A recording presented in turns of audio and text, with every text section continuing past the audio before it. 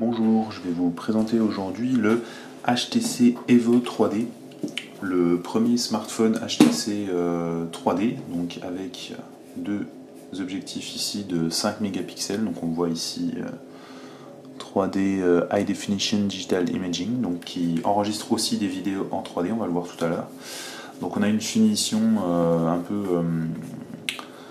plastique ici, un peu caoutchouc, qui tient bien en main, qui ne glisse pas.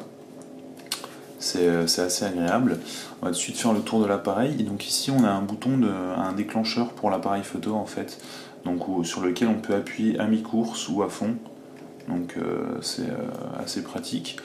Ici on a un switch entre le mode 2D et le mode 3D. Donc on peut l'activer à tout moment quand on visionne du contenu en 3D pour désactiver. Ici on a le changement du son, donc assez classique, un bouton de volume. En haut on a le bouton power et une prise jack, tout ce qu'il y a de plus standard. Sur le côté on a un port MHL, donc micro USB plus HDMI, micro HDMI, hein, donc c'est un standard MHL, donc compatible quand même avec les chargeurs micro USB classiques. Donc comme on le voit, c'est sur le côté en haut à gauche, donc c'est un peu étrange comme choix, mais bon, c'est comme ça. Et en dessous, on n'a rien à part le micro. Alors pour enlever la coque, en fait, ça se fait par le dessous, comme ça. Voilà, et la coque, comme on le voit, on n'est plus sur du métal comme sur le Sensation. On est vraiment sur du plastique, et même du plastique un peu assez souple, qui fait presque penser à celui du Galaxy S. Ou du Galaxy S2 qui est encore plus souple, mais plutôt du Galaxy S, donc on est sur quelque chose d'assez souple, mais ça reste agréable, les finitions sont vraiment bonnes, et au final c'est un produit qui tient bien en main, qui a l'air solide, qui l'est pas forcément, mais qui au moins a l'air solide. Au niveau de l'écran, c'est du 4,3 pouces en 960 par 540, donc c'est un peu plus élevé que la moyenne des smartphones qui est plutôt du 800 par 480. On a ici en façade les quatre touches habituelles d'Android, donc à savoir Home, Menu, Retour et Search. On a ici une caméra en façade qui vous permettra donc de faire de la visiophonie.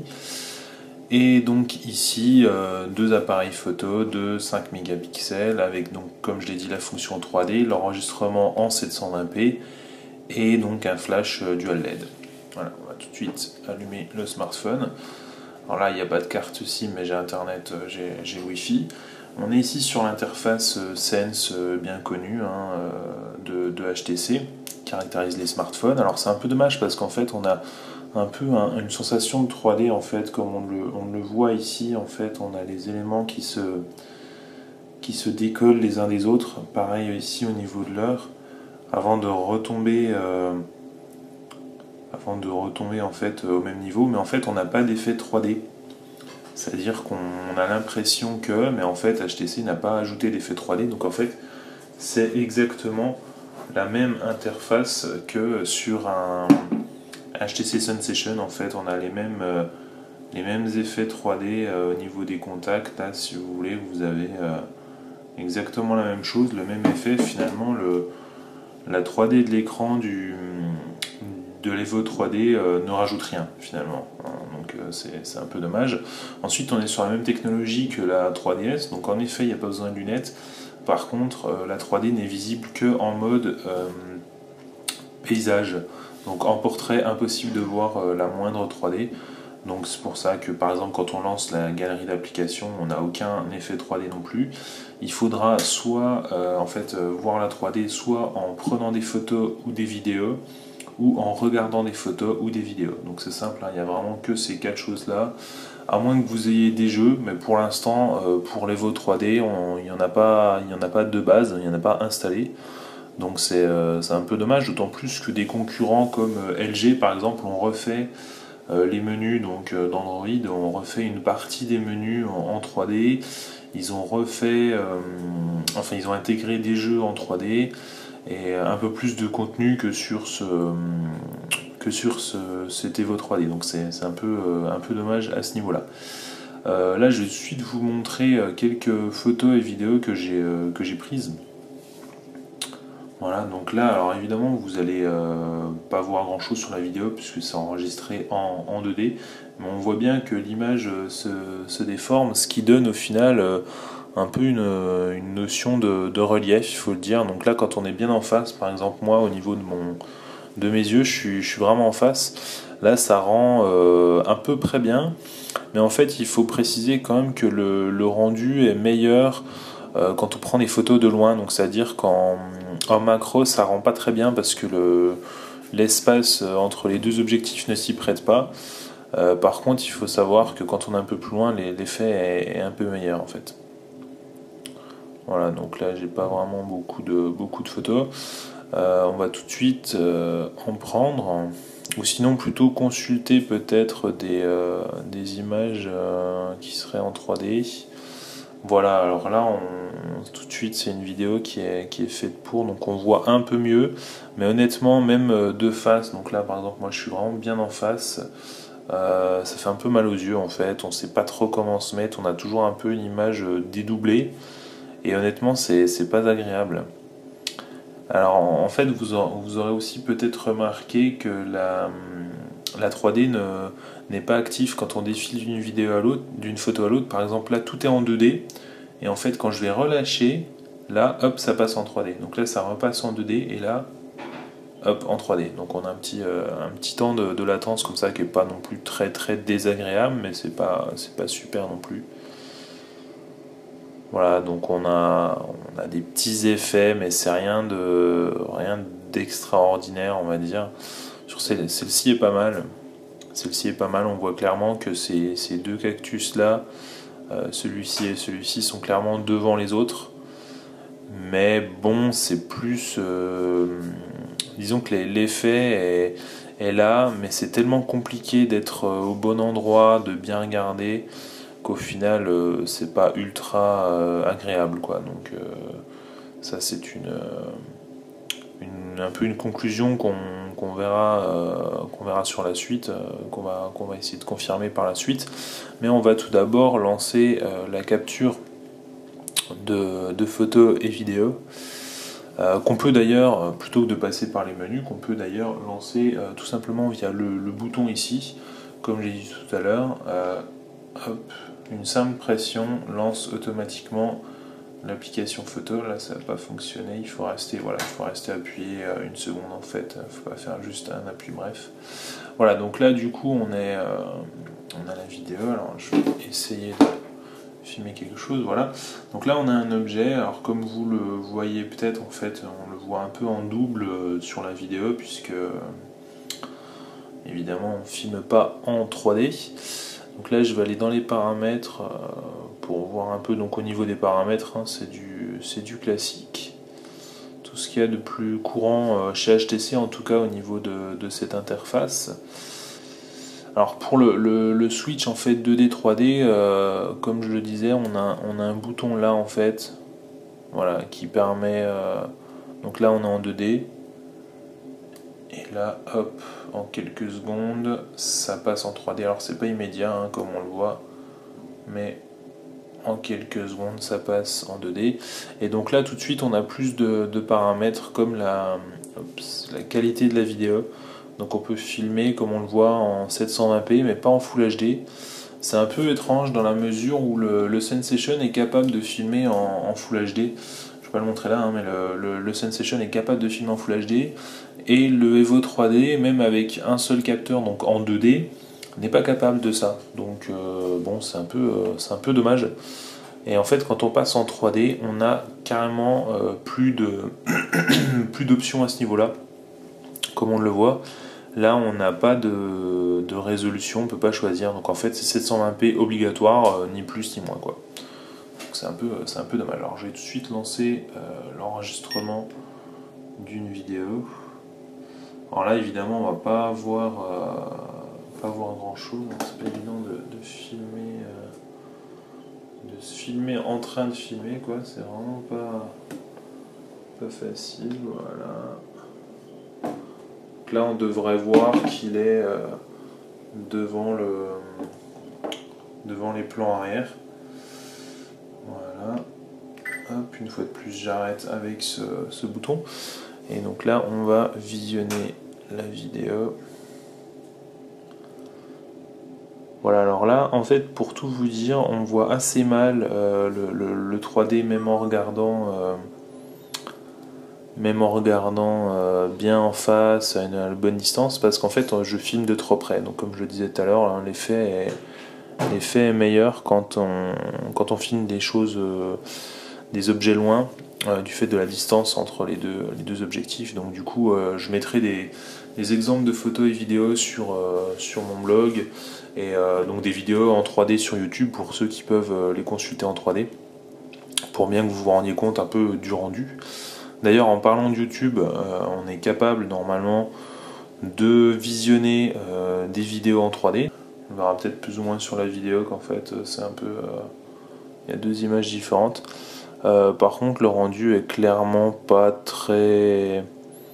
C'est pas très flagrant, c'est pas non plus très agréable à regarder. Alors ouais, il y a bien de la 3D, mais c'est vraiment pas extraordinaire, quoi. Donc on va essayer d'avancer un peu dans la vidéo, voir ce que ça donne.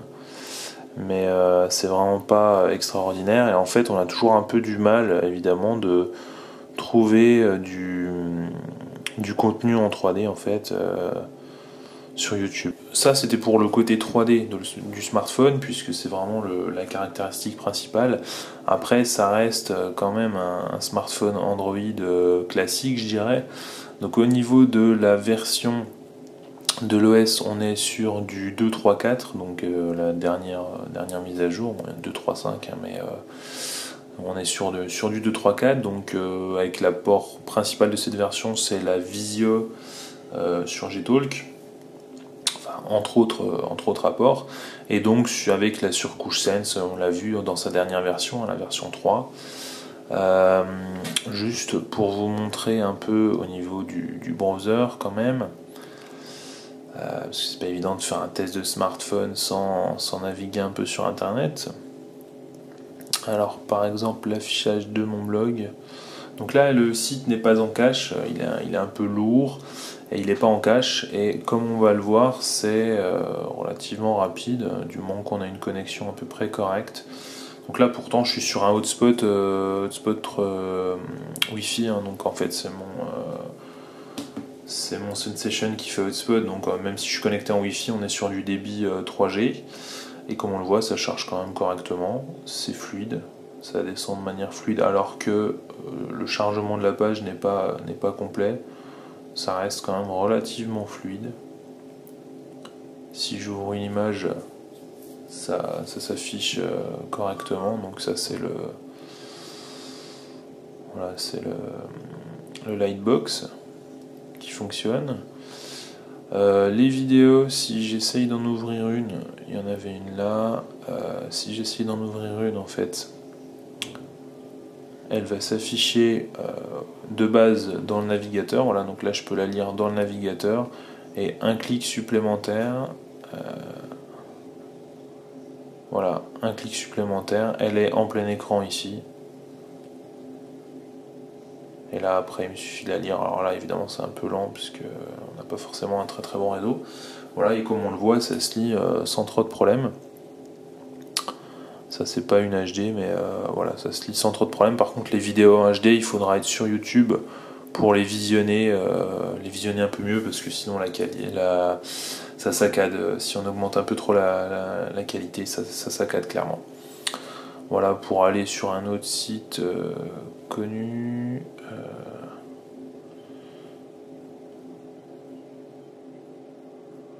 Voilà, pour voir le chargement pareil d'un site qui n'est pas en cache. Donc toujours sur une connexion en 3G.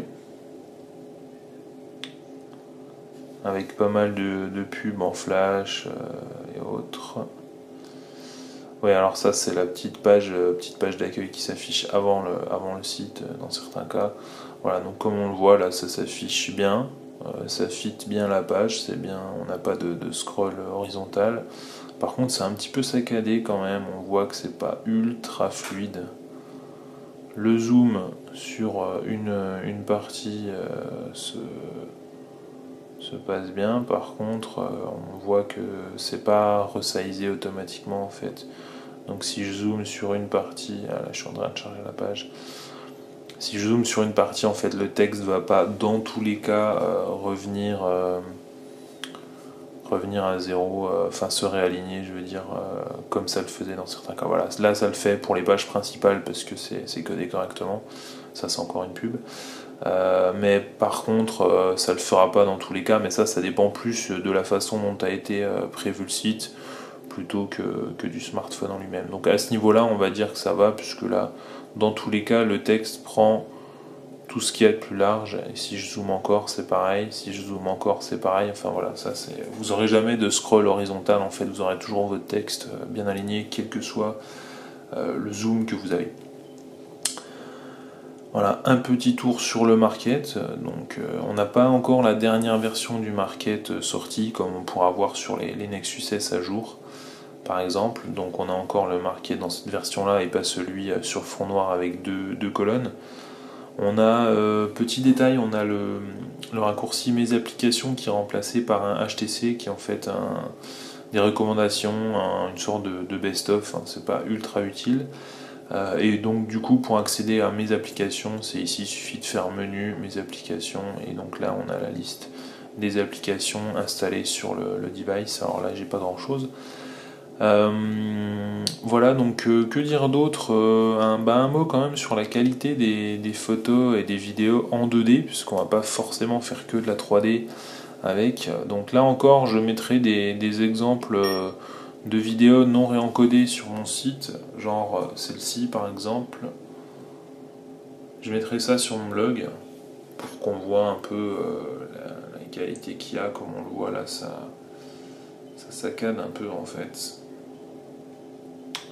Essayer de faire le focus, voilà, c'est mieux. Donc comme on le voit, ça saccade un tout petit peu, il y a un tout petit temps de latence en fait. Et au niveau des photos, c'est bien, mais c'est pas exceptionnel, on a déjà vu beaucoup mieux. Donc même du coup, même en 2D, c'est vraiment pas extraordinaire quoi. Genre celle-ci est bien, mais bon, voilà, comme je dis, on a déjà vu beaucoup mieux, donc c'est pas mauvais. Mais on peut avoir clairement mieux de nos jours sur des smartphones. Voilà, d'autant plus qu'on est sur du 5 mégapixels, alors que la plupart des téléphones commencent à avoir du 8 mégapixels, par exemple le Sensation qui ressemble beaucoup à ce Evo 3D a du 8 mégapixels. Voilà. Et encore une fois, l'enregistrement qui n'est pas en Full HD, qui est seulement en 720p, c'est un peu dommage aussi. Mais c'est comme ça. Voilà, donc que dire d'autre, au niveau de la puissance, j'en ai parlé rapidement au début, mais au niveau de la puissance, on est sur du dual-core 1,2 GHz, donc là encore c'est très rapide, il n'y a aucun souci à ce niveau-là. On a largement assez de RAM, on a 1 Go de RAM, donc largement assez pour supporter toutes les tâches avant qu'Android ne les ferme. Et par contre, au niveau de l'autonomie, c'est relativement moyen. Donc, je sais pas si c'est à cause de l'écran ou autre, hein, parce que bon, après tout, c'est une technologie légèrement différente des écrans 2D. Donc, je ne sais pas si c'est à cause de l'écran ou autre, mais l'autonomie est plutôt moyenne. Je regrette aussi, pour continuer sur les points négatifs, ce connecteur ici. Autant le mettre en haut ou en dessous, mais là, c'est un peu problématique, puisque personnellement, j'ai l'habitude d'utiliser une housse. Et là, en l'occurrence, voilà, quand je le charge, je suis obligé de le laisser sorti. Donc il y a tout ça qui peut pas être dans la housse, donc je trouve ça un peu dommage. Et autre point négatif, il est vraiment épais, comparé au Sensation qui est déjà plutôt épais. Là, c'est encore plus. Donc c'est un peu dommage à ce niveau-là. Sinon, au niveau de la taille, il se ressemble beaucoup. On a vraiment des smartphones très proches. Voilà, si je les pose l'un sur l'autre, comme on le voit, ça dépasse pas beaucoup quoi. Donc ils sont très proches. Par contre, celui-ci, de par ses angles un peu carrés et son épaisseur, fait vraiment plus massif, fait vraiment plus un gros smartphone en main que le Sensation qui est un peu plus léger. Et d'ailleurs, je vous recommande ce Sensation qui est d'une part moins cher, d'autre part, donc comme je viens de le dire, un peu plus fin, un peu plus design entre guillemets. Et puis on n'a peut-être pas la 3D, mais vu l'effet provoqué par l'écran 3D, alors je l'ai testé, je l'ai fait tester à pas mal de monde. Tout le monde a un avis plutôt négatif sur cet écran 3D, c'est-à-dire ça fait mal à la tête.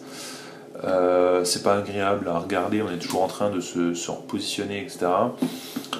Et puis l'effet est pas vraiment là, donc même quand on est positionné au mieux, l'effet n'est pas vraiment là, donc du coup j'ai pas trouvé beaucoup de fans de cet Evo 3D et je le suis moi-même pas vraiment.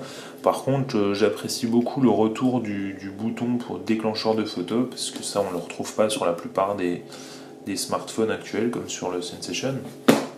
Et c'est vraiment sympa, d'autant plus qu'on peut appuyer à mi-course pour faire une mise au point. Enfin, c'est vraiment des habitudes d'un appareil photo compact classique.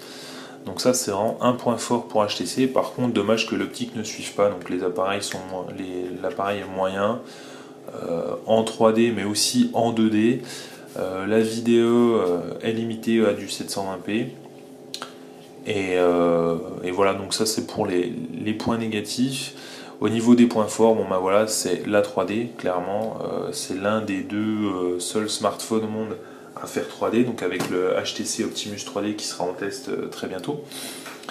Et donc c'est le seul smartphone 3D de chez HTC. Donc voilà, si vous appréciez HTC, que vous voulez une bonne surcouche à votre smartphone, un smartphone qui ne rame pas avec une bonne surcouche, voilà, ce HTC est fait pour vous, mais pensez aussi au Sensation si pour vous la 3D n'a pas d'importance. Voilà, donc c'était mon test du HTC Evo 3D. Donc merci de m'avoir suivi, à bientôt pour d'autres vidéos sur mon blog et sur ma chaîne YouTube.